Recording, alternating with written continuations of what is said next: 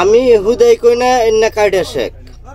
আমি কালকে একটা ভিডিও আপলোড করছি, মানে মাথায় সবেরই গরম হয়ে গেছে। এই যে দেখুন ভিডিও দেখাইতেছি, দেখুন।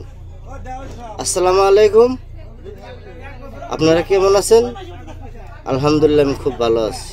প্রিয় দর্শক, আমি সবের জন্য দোয়া করি, ঠিক আছে? আমি একজন সৌদি আরব প্রবাসী। তো কথা হইলো, মূল কথা হইলো এই যে আমি স্ক্রিনে ভিডিওটা দিছি, নগে দেখেন। কালকে আমি কইছি যে না কায়দা শেখের বংশ, না মুসলিম হইতেই পারে না, এন্না ইসলামের নামে কলঙ্ক। তাতে 2-4 জন মানুষ আমার মেসেজ করছে, কমেন্ট করছে, মানে খারাপ ভাবে। তো যাই হোক, আমি তাদের কইছি যে মেসেজ ডিলিট করো বা এই ধরনের এই যে কমেন্ট ডিলিট করো, ভালোভাবে কইছি, ফোন করে তাতে ডিলিট করছে। তো যাই হোক, এই যে স্ক্রিনে যে ভিডিওটা আমি দেখাইতেছি, এই যে দেখুন রাত্রের ভিতরে ভিডিওটা আমার মোবাইলে এলো, মানে কট খাইছে, বুঝছেন? তো এই কট খাওয়ার এই ভেজাল যে তোমাক না মিটবো সমাজে, হ্যাঁ তোমাক দুর্নীতি আর মানে ভ্রষ্টাচার খারাপ, মানে আর ই হবো না, বন্ধ হবো না।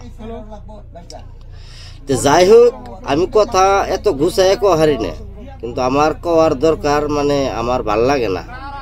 কারণ জাতির অপমান হইতেছে, এনে হয়েছে কায়দা শেখ, এনার জন্য বাকি মুসলিম গুনার মানে সবকিছু ইজ্জত শেষ হইতেছে।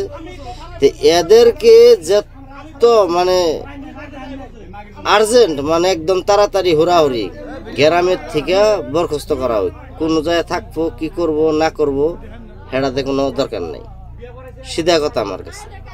আর যদি না হয় তাহলে ওই সোনাগাছি যায় থাকুক গিয়া, ওই মানুষে কয় সোনাগাছি বা ওই যে ইয়ে আছে কলকাতা বা ওই যে কুচবিহার বলে রেন্ডিখানা আছে নাকি, তো হেনু যায় নেয়া বসবাস করুক গিয়া, ওই জায়গায় যায় চলুক গিয়া খাক গিয়া।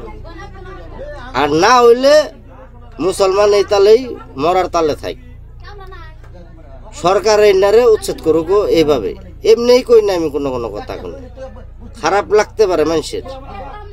আজকে এই জাতিটা, মুসলিম জাতিটা কি এর জন্য এত সরকারের ঠেন এত খারাপ হয়েছে, মানে এই কুকর্মর জন্য।